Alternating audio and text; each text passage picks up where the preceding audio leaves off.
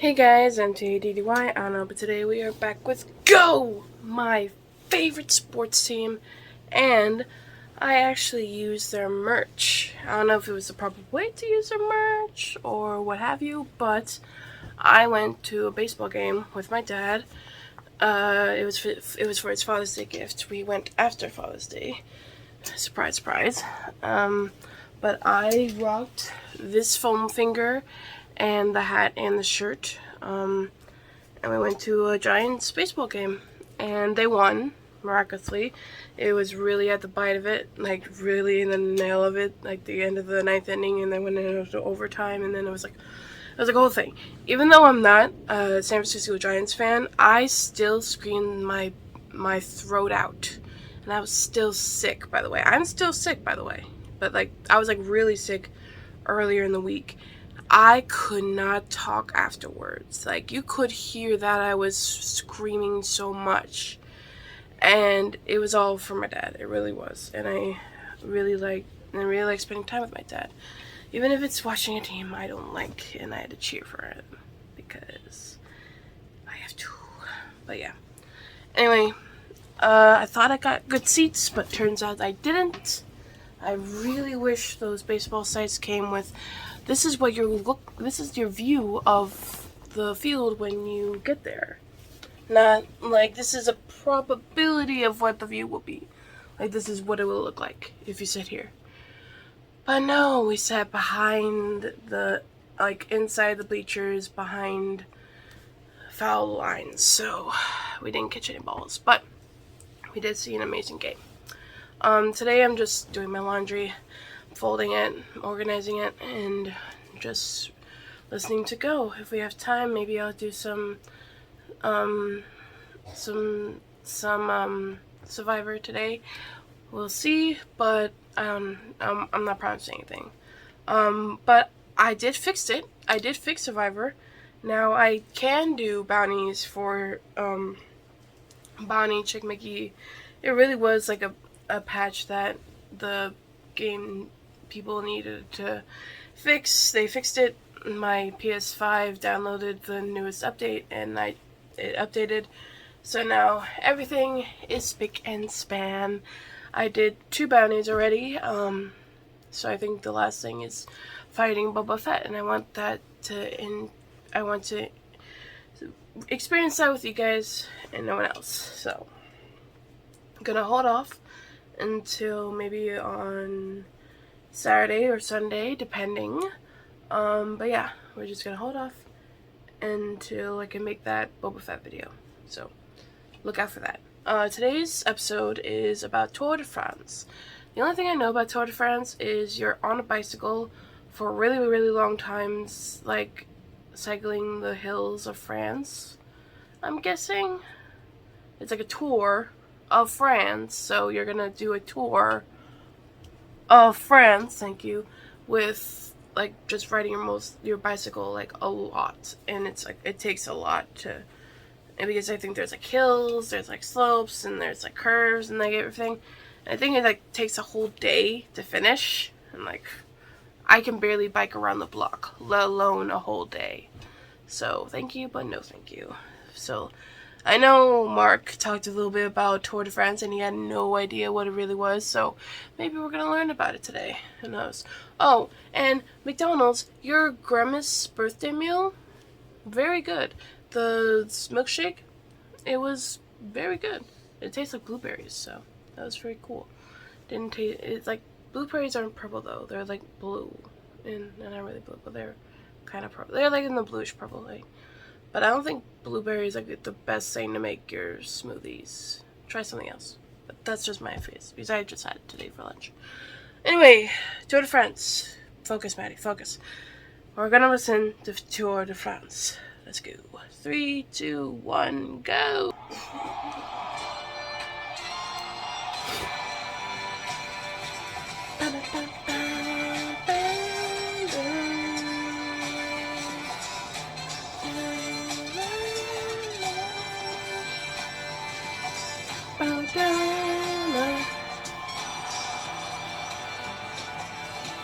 Good evening and Hello. welcome to Go, my favorite sports team.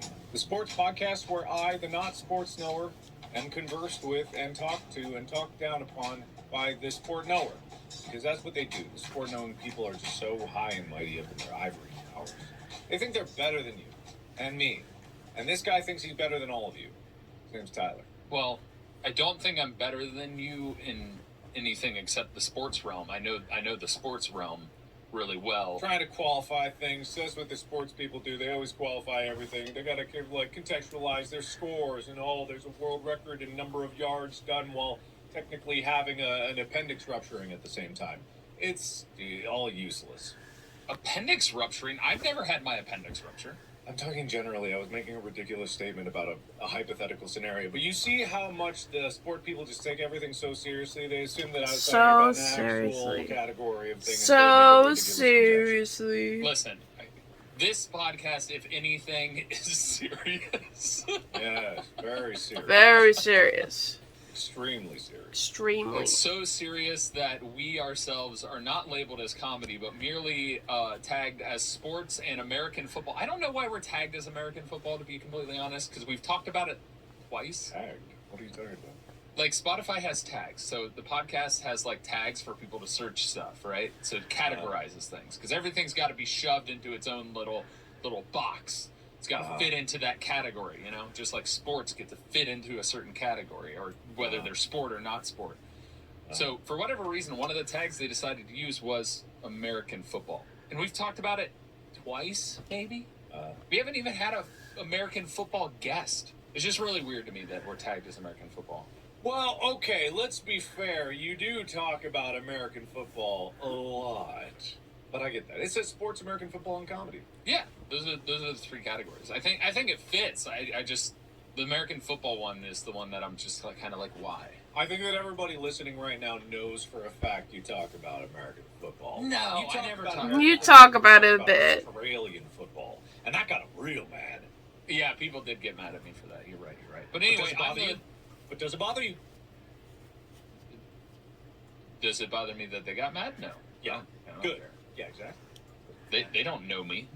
Yeah, just like I don't know Australian rules football very well. Apparently, yeah. Exactly. How are you? What have you been up to? I'm good. I've been wrestling with file storage, but people know all about that. I just bought something very that's going to solve all my problems and make everything go away forever. Speaking of wrestling, we constantly keep getting mentions on the subreddit of like, you guys talk about wrestling so much. Why haven't you done a wrestling primer? And I'm like, because? No, I try to talk about the legitimacy of professional wrestling and how it's an actual sport, but Tyler just keeps shooting it down again and again. When we have a guest from the WWFE...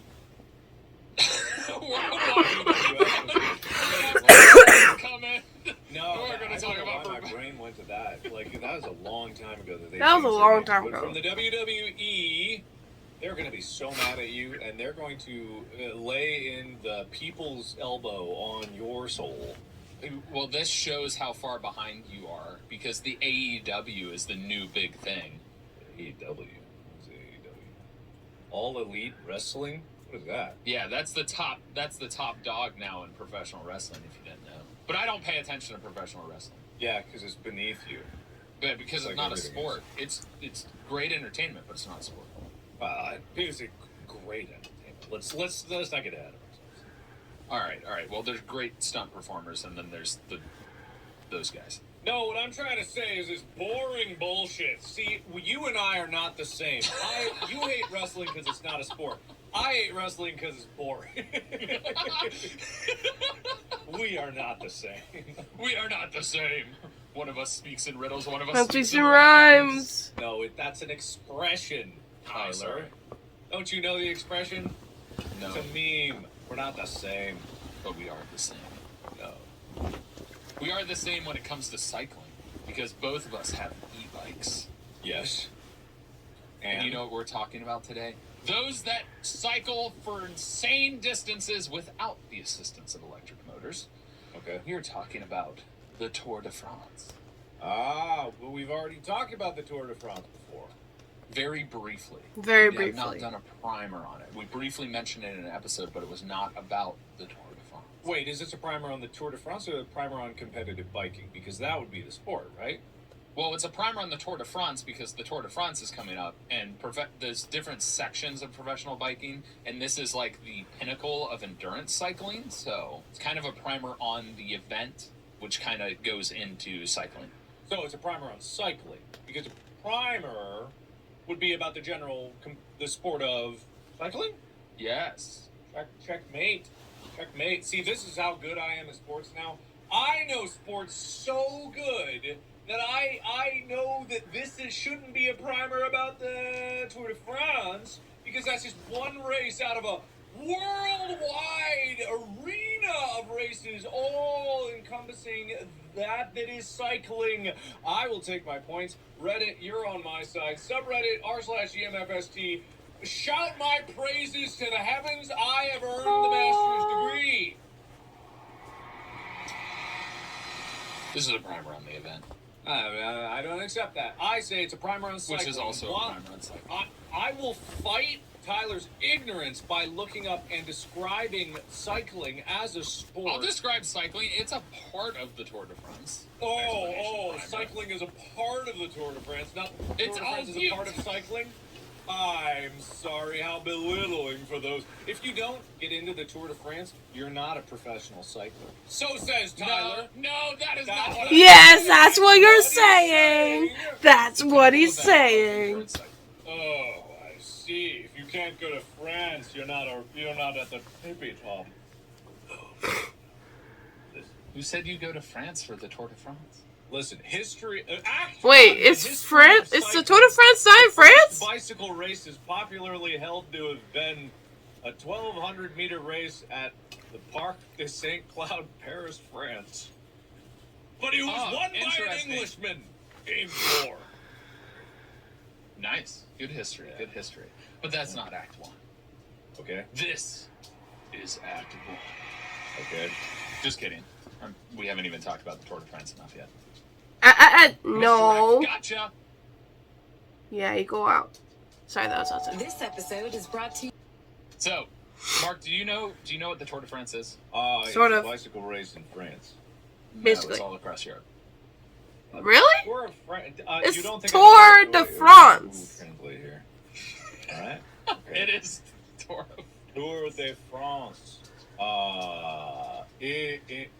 It's through France. Hold on. Hold on. I'm holding up. Hold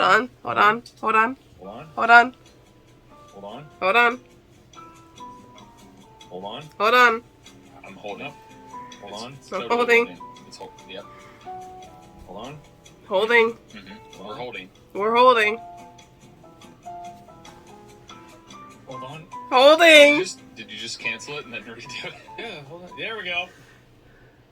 Okay. All right. And now for this.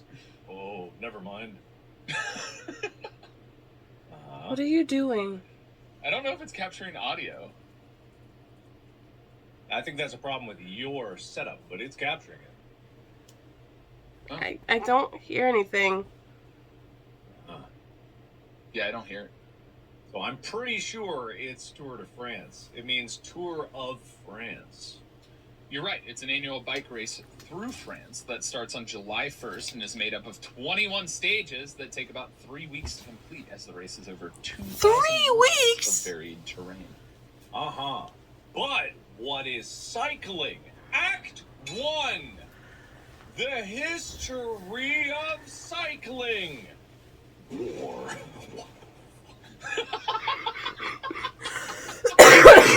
Looking at this on Spotify, that's what I pulled out. War.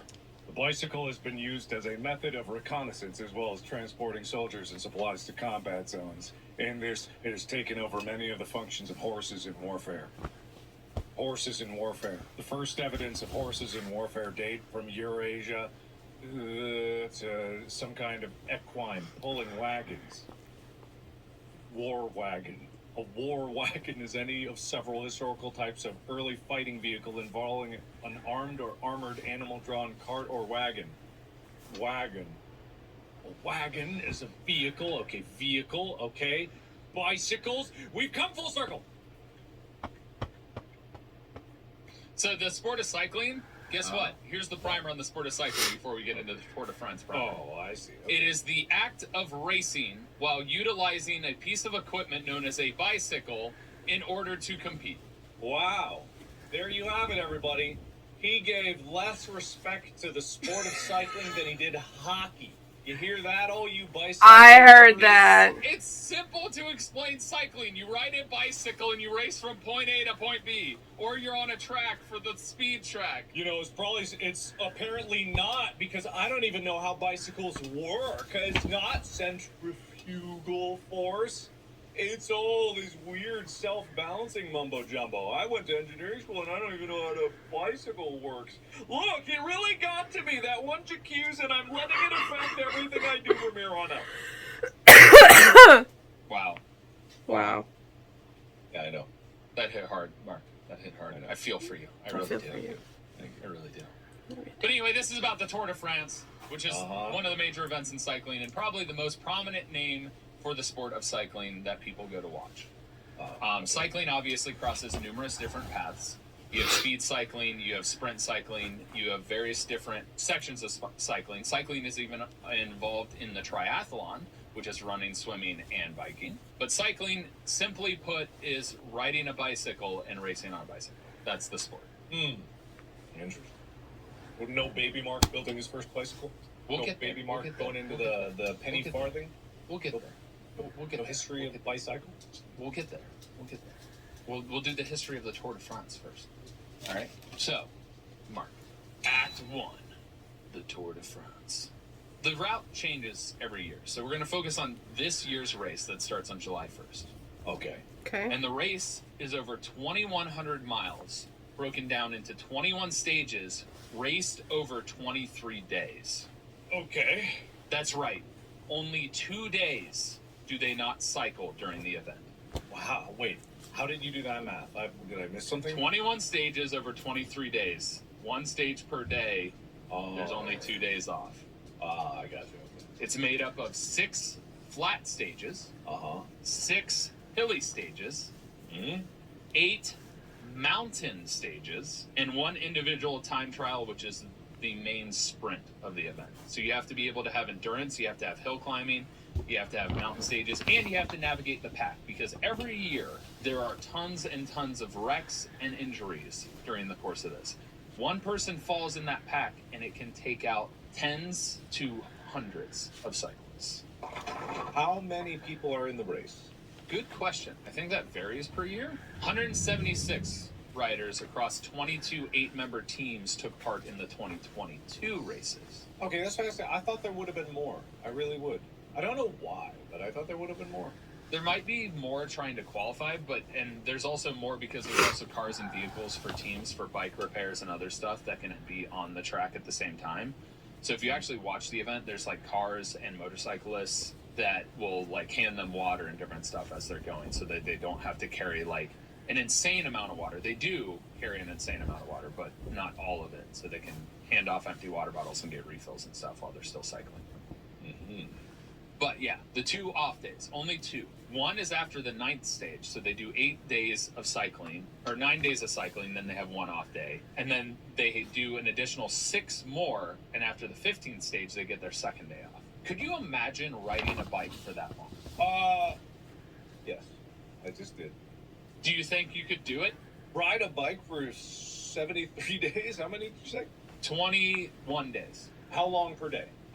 The route breaks up differently, but it's 2,100 miles, so it's about 100 miles a day. Yeah, why not? Seems easy. No. Look, that's not the question you asked, though. You said, could I imagine riding a bike for 23 days? Which absolutely I could. That's no problem at all. I mean, yeah.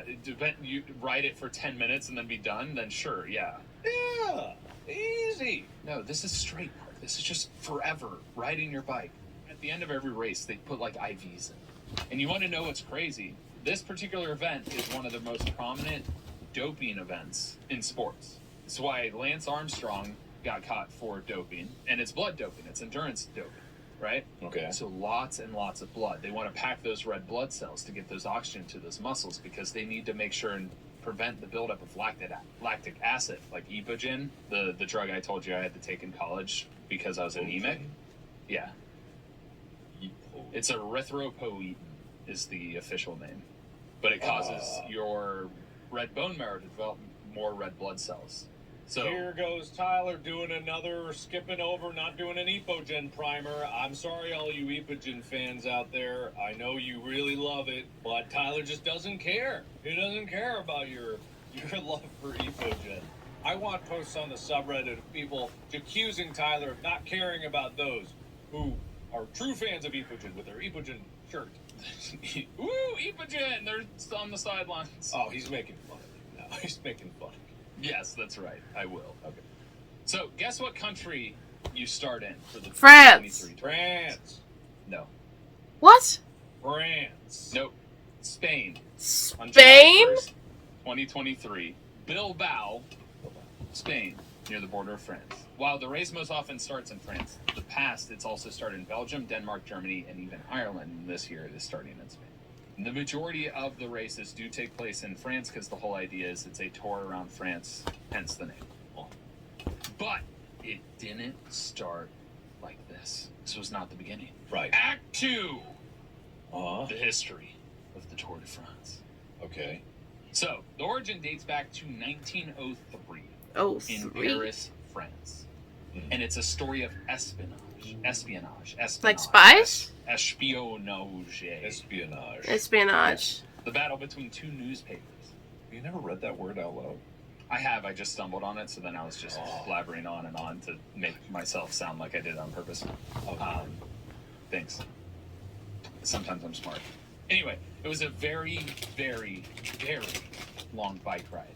A battle between newspapers. It all started when a French army officer, Alfred Dreyfus, however it's pronounced, was convinced, no, he was not convinced, he was convicted of selling secrets to Germany. The largest sports newspaper in France at the time, Le Vélo, reported on the incident, which came to be known as the Dreyfus Affair. Dreyfus. Like Richard Dreyfus? It's Drefus. Dreyfus. Dreyfus. I have the phonetic spelling on here. It's Dreyfus. No. Dreyfus. Dreyfus. Anyway, the people of France... Isn't it Dreyfus? No, it's Dreyfus. I don't think it's Dreyfus. I think it's Dreyfus. That's the phonetic spelling on here. I don't know about that. Wait, what's his name? What's the first name? Alfred. Oh, you didn't say he was French. He's French! I said it was a French army officer! His name is Dreyfus. I'm looking at the pronunciation here. What the fuck is this? Wait. You gotta see this shit. Okay. Alright. You know. Dreyfus. You know.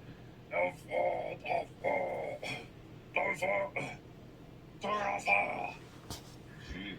That's awful. Alright. Anyway, that's that. So no one knows how to pronounce his name. Anyway, people in France half believed he was innocent, half believed he was guilty of selling these secrets to Germany, right? Uh-huh. So, as a side note, he was eventually pardoned and whatever. We'll get into that later. The important part was this letter was titled J'accuse, which is why it was brought up.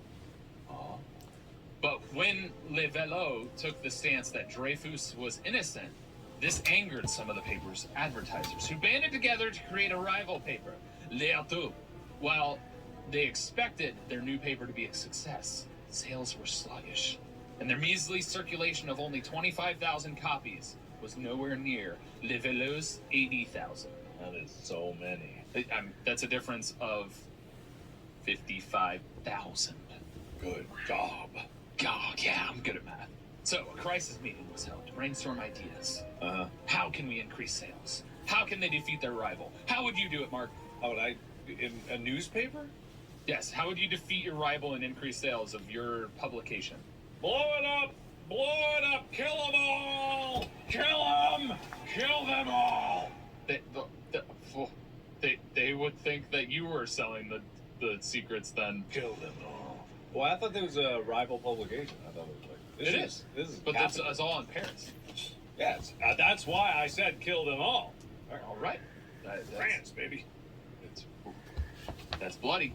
Anyway, the last person to speak and the youngest person that was at this meeting was Gilles Lefebvre, and he suggested a 6-day race all around France. Cycling was incredibly popular at the time, But a long distance like this had never been held before.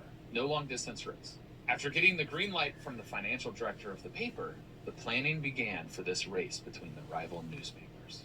Okay. Well, the sports newspaper. We wanted to report on it. The race originally was to take place in 5 stages on May 31st until July 5th, but only 15 people entered due to length and difficulty. And so the idea was almost scrapped, shortening the race to 19 days and cutting the entrance fee to half.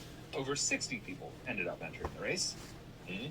And therefore, the first Tour de France began on July 1st, 1903, in a suburb of Paris and had 6 stages. The first one was a flat 290 miles from Paris to Lyon. Stage 2 was climbing a mountain from Lyon to Marseille, and it was 232 miles.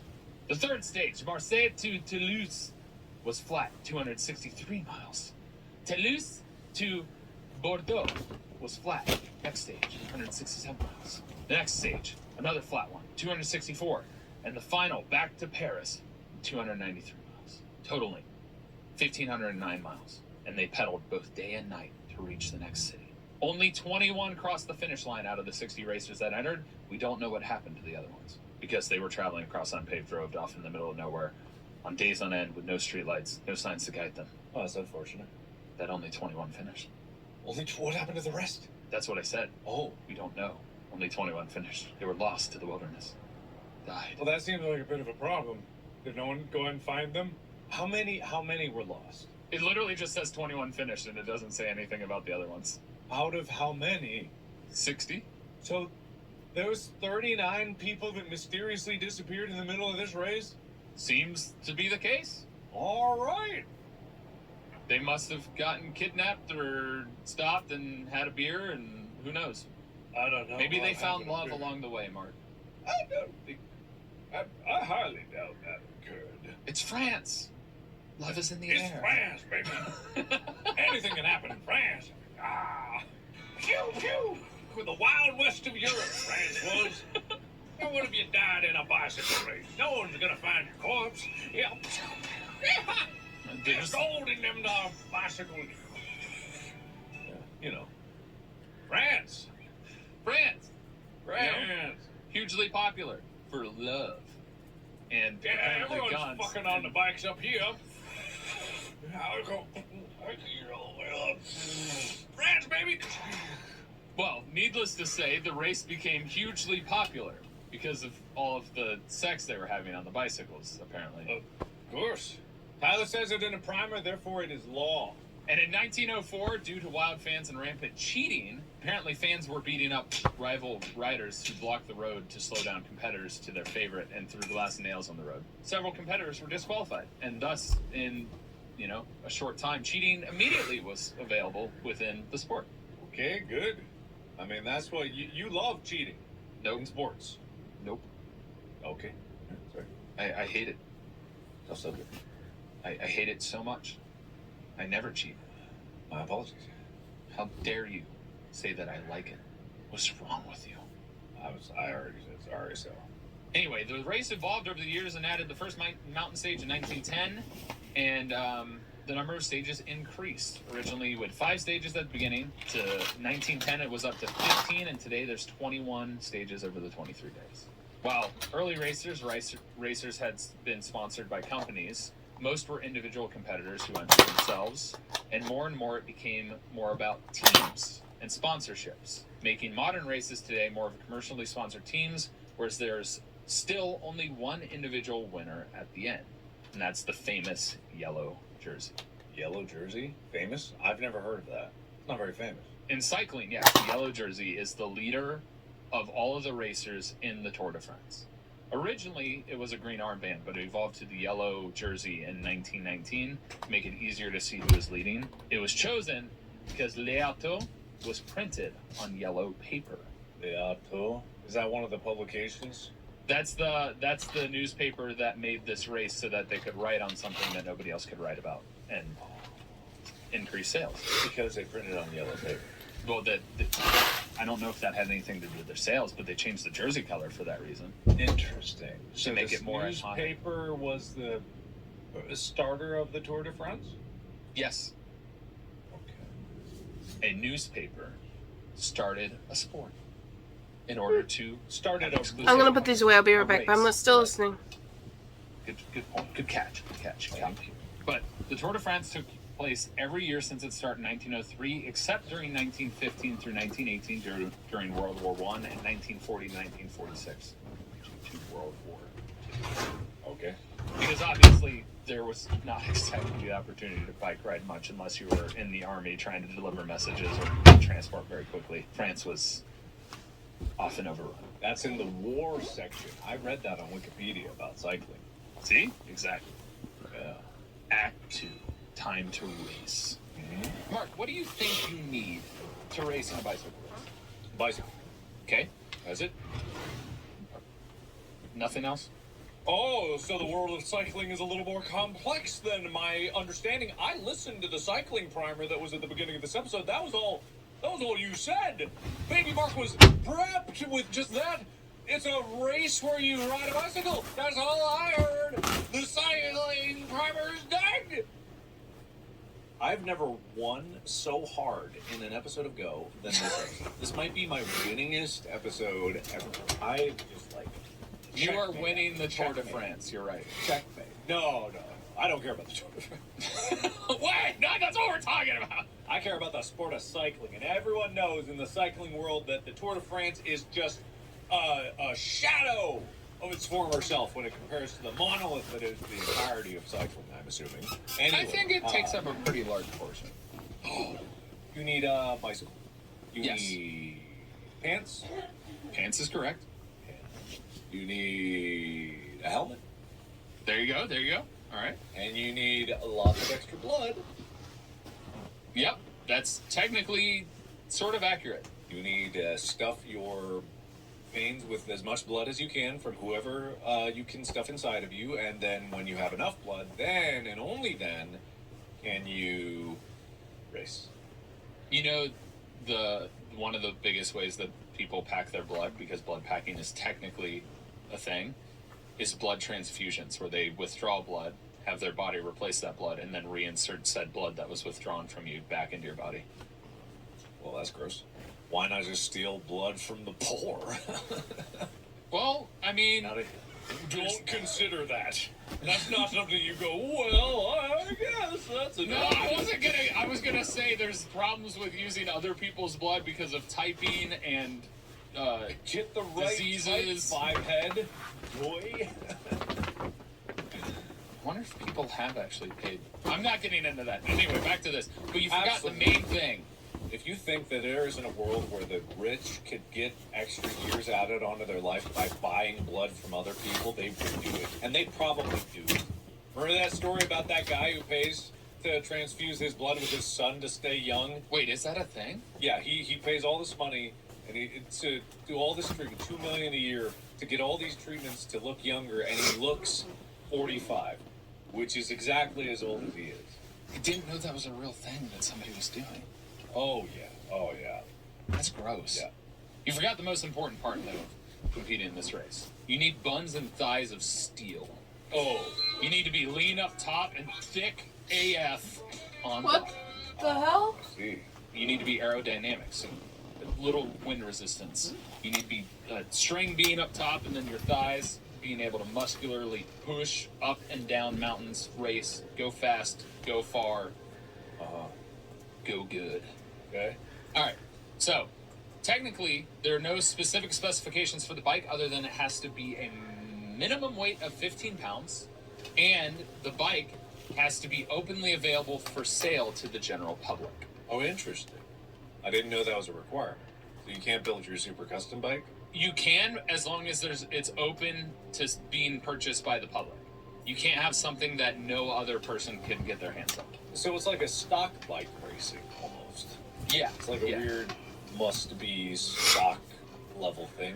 Yeah. So it's still like top-of-the-line bikes that are insanely expensive, but other people need to be able to purchase the bike. And I wonder if that was set out by the company to be like, if you do this, it's like, then we can sell the bike.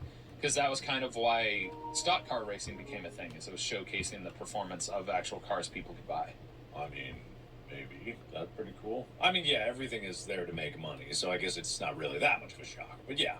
Well, technically, you can use one bike, and in the early stages, they probably only did ride one bike.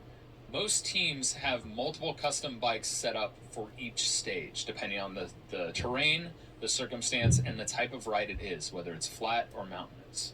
And besides that, you have to replace parts constantly because tires go flat, crashes happen, and when you crash on these super lightweight bikes, they break easily, just like the riders also break easily.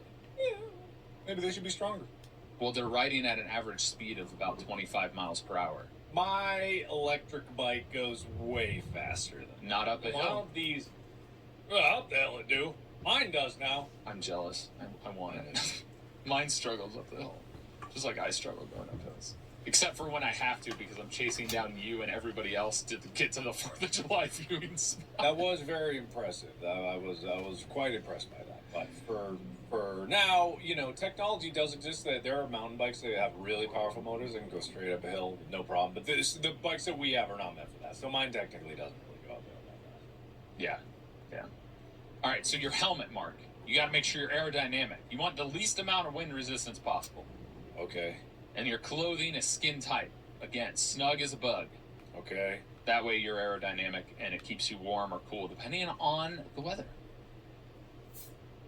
And there's strategy. Okay, strategy. How do you think cyclists strategize during the race? They pedal really fast. But all the time? Sure.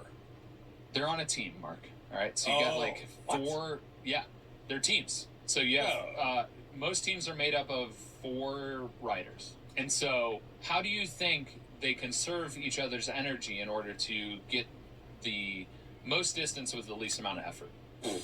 Taking turns. Think aerodynamics. They push each other. They go ass to mouth. They do motivate. That is correct, and they do that. The ass to mouth thing. That's not what I said. What? It's drafting. They're not they aren't full human centipede like you're saying. I meant push each other as in physically pushing each other. No. But they do go ass to mouth? Pretty much. So basically on the team, what they'll do is they'll have 4 riders and they'll ride in a straight line, right? So the person in the back is drafting, doing the least amount of effort because they have the least amount of wind resistance. They're kind of being pulled along. Just like cars will get up behind. Have you ever gotten really close behind a semi? And felt how the... I try not to, but yeah. Oh, I know. But you feel that. the wind. Yeah. Yeah. So they do that same thing, and they'll rotate from back to front to conserve each other's energy so that they can keep the sprinter in the back, who's the person they're trying to win, to be able to launch for the final stretch, to be able to then take off by their own. Okay, gotcha. That's one of the main ways they do it. Another way is attacking, which is mostly used on climbs when a rider goes at an extremely high speed in order to get ahead of the pack to prevent themselves from being in a wreck or being caught in the crowd and being held to a lower speed in order to get ahead. And attacking is important because if you only want to attack at the part that you excel at. So if you excel at hill climbing or mountain climbing, you want to attack usually during those events. Okay. Those stages that are focused around those. So do you have like a bat? Do you throw your third person into the other people? Are guns allowed? Is it the Wild West of France and you got your lasso and a yeehaw and you pull them off their bike? No. Attacking is just pedaling hard and fast to get ahead. This seems like a silly naming convention. Which also coincides with breakaways, which is when you break away from the pack. See, this is my answer is like at the beginning of this, I feel is still right, because if you just pedal hard and fast all the time, you never have to deal with any of this nonsense. You just kind of get You'll run out of energy. You don't have so much blood that has so much energy in more it. energy, five head. You know what? All right. You know what? Build your perfect Tour de France cyclist right now, Mark.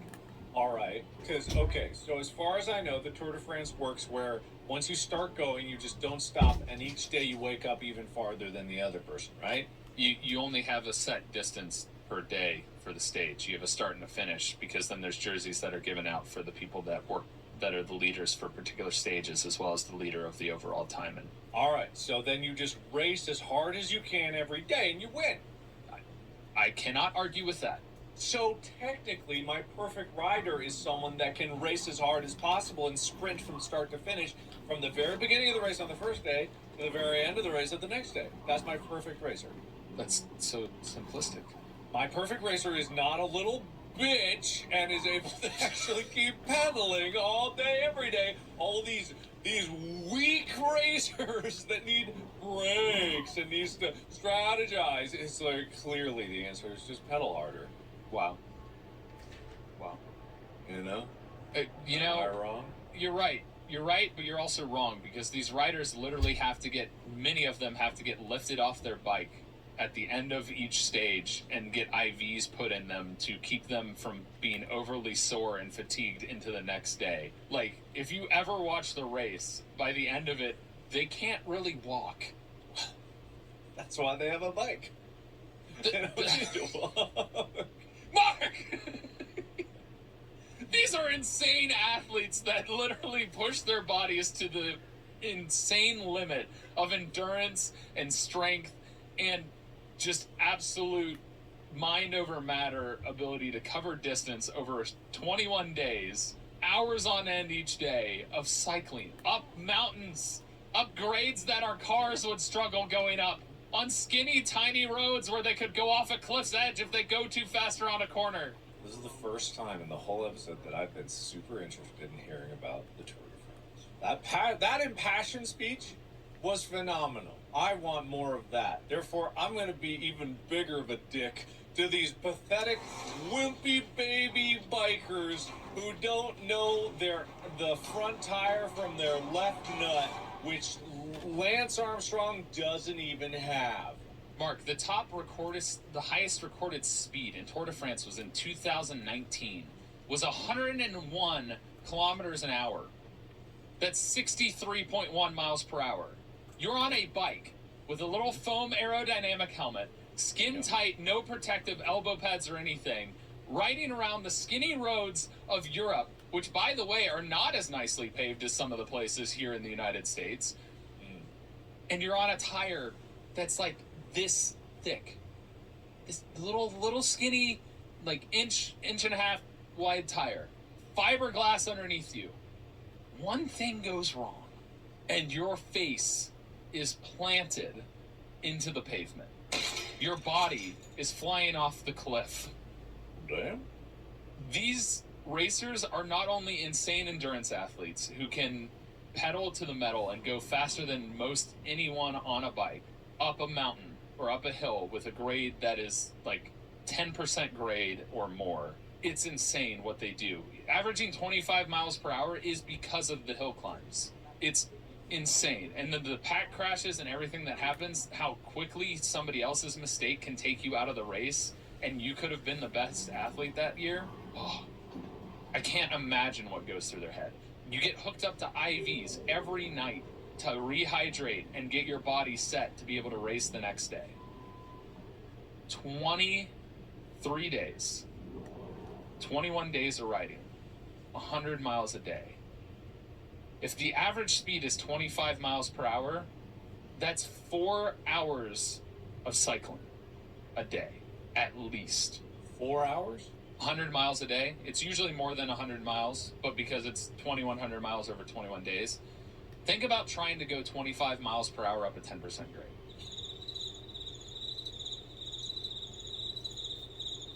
All right. See, The now, amount of power in those legs. I take back everything I said. I apologize for stomping all over the glory that is the Tour de France. I've been convinced, I'm converted, and I feel remorseful for my actions, and Tyler is definitely shown me the light, and I will forever remain in his debt. This is why blood doping was such a thing over the years. Why this is one of the most endurance doping events in history, because what the body has to go through to complete this race is insane. All right, he's laying it on a little thick, guys. I already apologize. So let's not give it too much credit for these namby-pamby Tour de France. Anyway. It's very good. That painted a great picture of cycling and the perseverance for him in my mind. I think you did an incredible job there. I need to embody that more earlier in episodes. I'm starting to realize that. Yeah, that's what we need. That's what we need for these primers. People got to feel that. Yeah. Feel what it's all about. Yeah, so when Lance Armstrong won time and time again, that's why it was looked at as such an incredible accomplishment, because not only did doing it once is a lifetime achievement and immortalizes you in the cycling world, but he did it multiple times. But he was shooting blood out of his eyes, wasn't he? Yeah, he admitted to blood doping years after he had accomplished it, but he won 7 times. And to act like the field, and not saying that people do it now, there's a lot more testing and it's a lot of safety precautions, because you can literally die from having too much packed blood cells, because it will basically can clot your heart. It's basically making your heart work extra because it has to pump so many more cells. Well, I can't even imagine. Yeah, that's got to be pretty crazy. Yeah, because it makes your blood more viscous. It's thicker. And so winning it 7 times, which is why Lance Armstrong, for a lot of people before he admitted to doping, was one of the greatest athletes to ever exist, because of the insane amount of effort it takes to win just one of these. Yeah. Winning 2 was unheard of. Winning 7 made him a legend. But what's fascinating is, I don't know why winning 2 would be so unheard of, because if you did it once, wouldn't it be possible to do it again? Well, you're talking about, there are factors that are outside your control, right? So, one is maintaining a team. Oh, right, the team. I forgot about the team. Yeah, 2 is, you'll get the sponsors, you'll have everything there, but 2 is, the chances of getting into a wreck. People are gunning for you. They know you're the person to beat, so they're going to challenge you more. And being able to keep other distractions, keep people's comments and thoughts out of your mind, so that you can focus on the task at hand. I see. And then injuries. You cycle enough, you're going to wreck, period. Especially in the United States, with cars sharing the road and stuff like that. It's dangerous. Lance Armstrong's years were a lot before texting and driving was a thing, so it was a little bit safer. But nowadays, trying to cycle and train, most people train at altitude, usually around Colorado. I've seen a lot of cyclists around Colorado, because you can climb the Rockies and stuff like that, to simulate what you would do in the Tour de France for the U.S. riders. And my dad cycled for a while, and we had a ride from my uncle's house to our house from Dayton to Cincinnati every year for a little bit. We called it the Shide-to-Shide bike ride. And that, to me, terrifies me. And that's not 100 miles. And that takes a while. These guys are cycling every day just to train for this. And then just to be able to get the shot, you have to get the sponsors. You have to get the bike. You have to put together the team. You have to be able to work well with the team. It's a lot. And then getting to the part where you're in the race and avoiding a major wreck when you're stuck in the group, because they are packed like sardines at that starting line. If you watch a video of the start of the Tour de France, there's so many cyclists. Your bike is wedged between another bike with inches between each of you. So the slightest turn or the slightest shift, or somebody's tire going flat, or a tip or a fall or a bump, changes everything.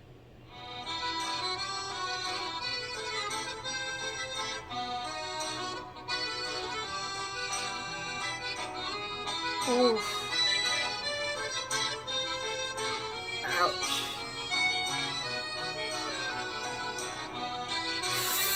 Oh.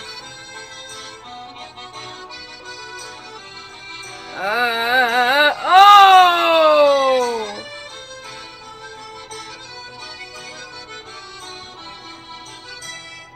Oh, Jesus.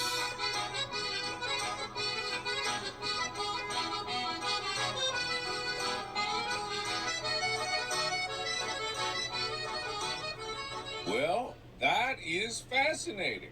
And so the last thing I want to talk about was winning. And that's people win the this. final act. Yeah, what do they get for going through all this pain? In the Tour de France, there's a winner for each stage, and then there's a winner overall. So the winner of each stage is determined by who is first, obviously, to finish that stage, so each day. Obvious. And the overall winner is determined by the lowest time across every stage. After each stage, they award jerseys, and there are 4 special jerseys that are awarded at different points during the race. And they often change hands. The yellow one means you're the leader. So you will be wearing the yellow jersey. If you win the first stage, you automatically get the yellow jersey, because nobody's faster than you. Okay. But as you get through the other stages, the average time becomes a factor, so the yellow jersey changes hands. The green jersey is the overall points leader, as each race has a certain amount of points that can be awarded based on difficulty. Mm. So the most points, which means you've placed the highest in the particular higher point stages, gets the green jersey.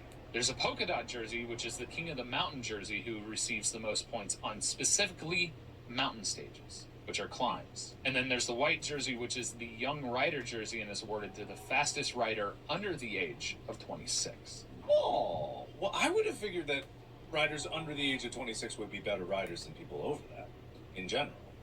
Surprisingly, the majority of the people that win the Tour de France are, I think, over 26. Weird. Why is that? I want to look that up really quick. I don't know if there's a list of Tour de France winners and their ages. The oldest man to win Tour de France was 36 years and 4 months old when he won in 1922.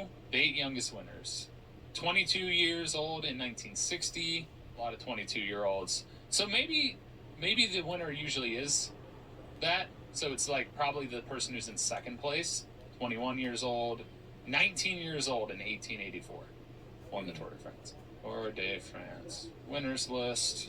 Wow, it does not say their age. That's unfortunate. It tells me their time.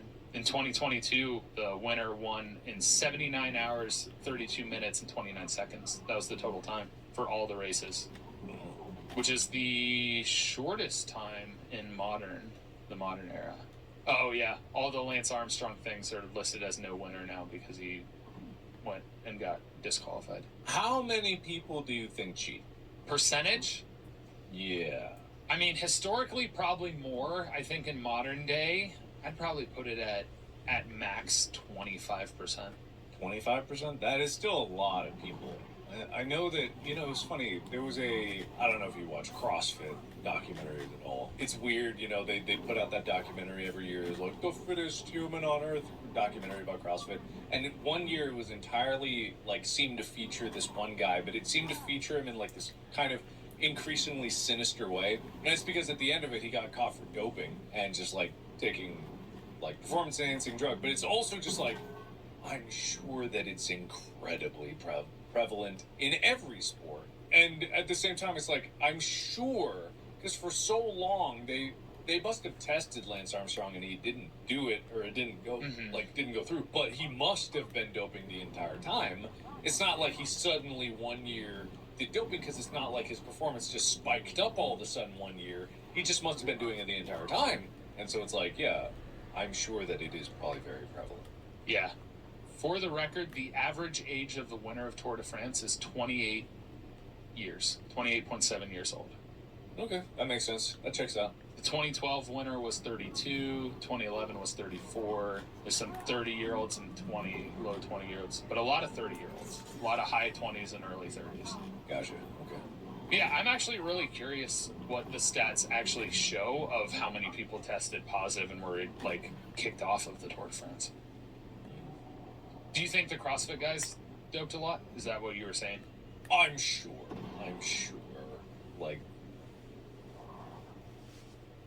Have bodies like that. Let's be honest.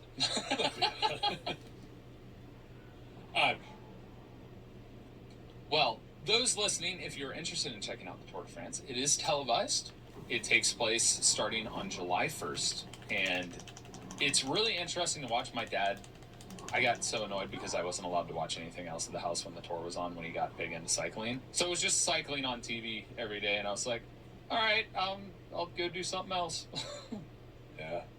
Aw. But being around it enough and seeing how invested he was made me be interested in it. It's one of those things that sometimes the people around you being able to share their passions makes you start to understand it and get to know it. And so to me, the Tour de France was a big part of me branching out outside of the sports that I knew, and started seeing other things and enjoying other things because I had my dad who was passionate about it. So That's cool. So I wanted to cover it. I could go through every stage real quick of what is the Tour de France this year, all 21 stages, but I think you can look that up. All right. It's really fun. Well, Mark, thank you for joining me on this journey through France on a bike ride. Well, thank you very much for showcasing it. And I am on Tyler's side now, and I say, fuck you to anyone that just cycles out there. You don't deserve your own primer. Me and Tyler are in solidarity with that mindset. You won me over. You won me over, buddy. They don't deserve anything. It's some sports are hard to talk about without just talking about the like one of the biggest events that are there, because it's kind of simple to talk about bike racing. Nothing against it, but sometimes simple things have value. But it's literally riding a bike and the distance changes. That's really what cycling is. That's what, as you hear that, cyclist, it's just riding a bike. Nothing fancy about that. Get it. Yeah. It only requires extensive training to be a sprinter or an endurance racer and have strong legs and body makeup that makes it so that your legs are strong, but you maintain being lean and mean and aerodynamic. And there's a lot of strategy that goes into it, and position yourself on the bike to reduce air resistance, like the Superman thing that got outlawed in short track racing because of danger and safety, but really it was because a guy did it and it became really fast and really popular, and then they were like, let's not let people do this. But yeah. Cycling. Simple. All right. I think he's on my side. Any last words, Mark? That's very informative. Thank you very much for walking me through that. Yes, and we'll see you in whatever the next episode What about is. Baby Mark? What's We didn't talk on about after this? Baby Mark. Oh, yeah. I think we have a guest again. Oh, boy. This one is a free solo artist. One of the greatest rock climbers of our era. Oh, is it the guy with Free one solo knee artist? or one leg? Yes. You know what I'm talking about, right? I know what you're talking about, but why would you say it like that? I don't know. It felt right in my head. A musician? I mean, there is an extreme art to being able to free solo mountains that nobody else has ever free soloed before. Oh, he's a climber. Ah. Arguably one of the greatest rock climbers of our time. Is it the guy with the really one leg? interesting guy. It was a really fun conversation to have with him. So, And we don't talk to him a thing about rock climbing. honestly, we talk very little about rock climbing. We talk about Which is everything good. else. He's probably sick of it. He's probably sick of being asked, so what's it like touching rocks? How do you climb that? You mountain? use your hands? You must like chalk, right? Yeah. You must strengthen your fingers so that they're as strong as my biceps. Yeah, no, boring.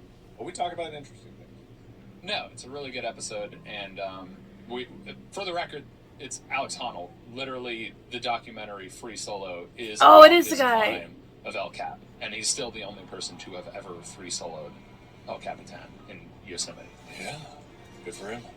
Well, that's all for us today. If you want to support the podcast in a monetary way, we have merch, store.gmfst.com. It's fancy, it's delicious, please don't eat it, but please support it at any sporting event or anywhere you'd like to go, if you would choose I to did that. do so. You can I check did out that. Mark everywhere Markiplier is, and you can check out me everywhere you find Tyler Scheid.